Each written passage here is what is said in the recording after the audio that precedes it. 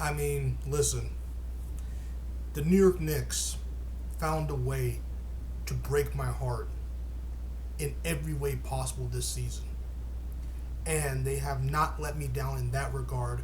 This game was insane. Listen, objectively, if you're not a fan of either of these teams, this was still an amazing game. Teams were 0 for 975 or something. I think 972, 975. In which they were losing by 14 plus points with less than 2 minutes and 50 seconds left. After tonight, teams are 1 and 970 something. And that's insane that would happen in MSG.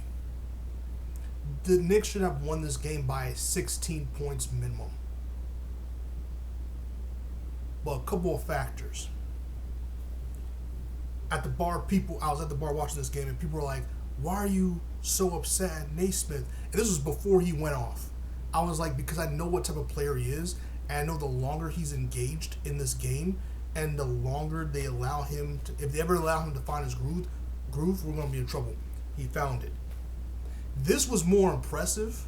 Naismith was more impressive in the last 3 minutes of this game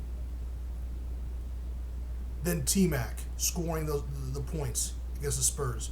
This single-handedly was one of the greatest performances by a non-All-Star player I've ever seen in my life.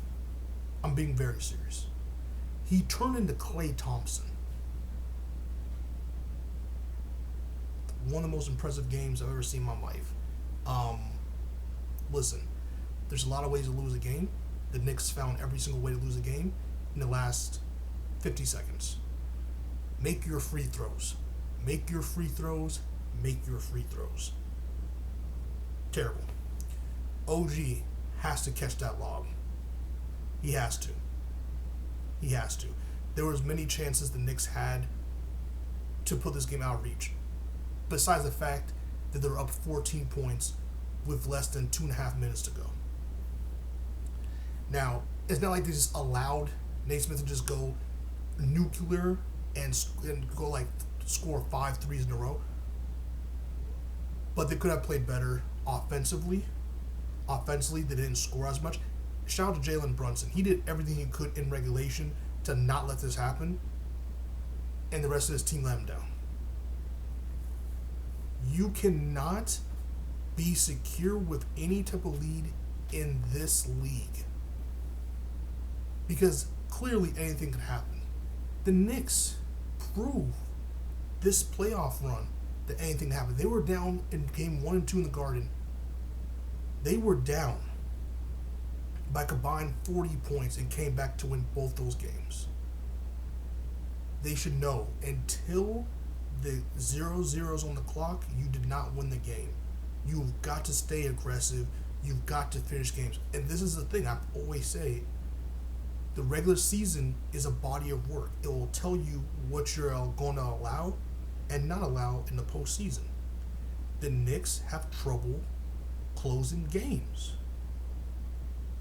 Which is funny because Jalen Brunson was voted most clutch player of the year, but the Knicks have trouble closing games as a team. And things like this are why. Not scoring, allowing someone to go 5 for 5 on 3, allow Halliburton to do what Halliburton is doing. Man, a lot of our bigs were slow-footed a little bit in that last 2 minutes 50. I don't know if they just didn't think it was possible for them to come back, and so they were just lax, but that's what happens. You have got to close games. It shouldn't take this kind of loss for you to understand that you have to close games. Again, you've come back from 20 points, 20-point deficit twice in these playoffs. You should know that it's possible. If you can do it, another team can do it.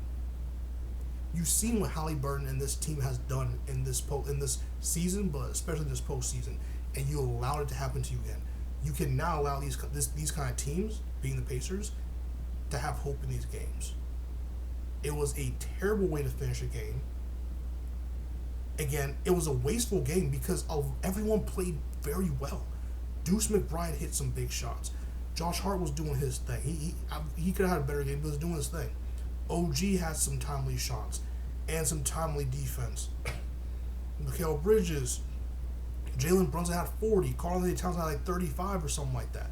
It's like you and Jalen Brunson was in foul trouble. At any game where Jalen Brunson's in foul trouble, they lose. And part of the reason is because without Jalen Brunson, the offense stalls. In this game, they survived it somehow. And this game, they survived not even somehow. It was because of Deuce McBride, because Karl-Anthony Towns, and such. But when Karl-Anthony Towns and Jalen Brunson are in foul trouble, it spells disaster for his team because they are the offense. So when the offense is gone and you're counting on Deuce McBride and I just couldn't believe what I saw. Jalen Brunson has got to stay out of foul trouble early.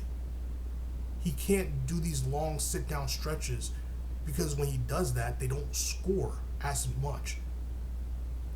He also, because how Jalen Brunson plays, the opposing team gets in foul trouble. So when Jalen Brunson's not playing, those are fouls. We're not in the bonus. There's all kinds of things. Jalen Brunson affects the game in so many different ways. He has to stay on the court. Even in this kind of loss proves it.